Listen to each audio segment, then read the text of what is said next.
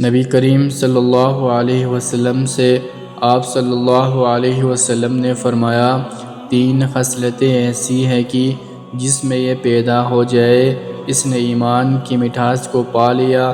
اول یہ ہے کہ اللہ اور اس کا رسول اس کے نزدیک سب سے زیادہ محبوب بن جائیں۔ دوسرے یہ ہے کہ وہ کسی انسان سے محض اللہ کی رضا کے لیے محبت رکھیں۔ تیسرے یہ ہے کہ وہ کفر میں واپس لوٹنے کو ایسا برا جانے جیسا کہ آگ میں ڈالے جانے کو برا جانتا ہے۔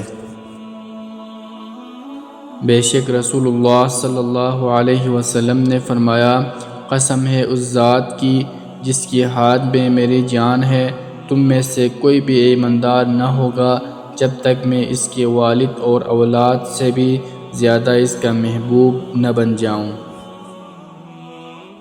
ایک دن ایک آدمی نے نبی کریم صلی اللہ علیہ وسلم سے پوچھا کہ کون سا اسلام بہتر ہے؟ آپ صلی اللہ علیہ وسلم نے فرمایا کہ تم کھانا کھلاؤ اور جس کو پہچانو اس کو بھی اور جس کو نہ پہچانو اس کو بھی، الغرض سب کو سلام کرو۔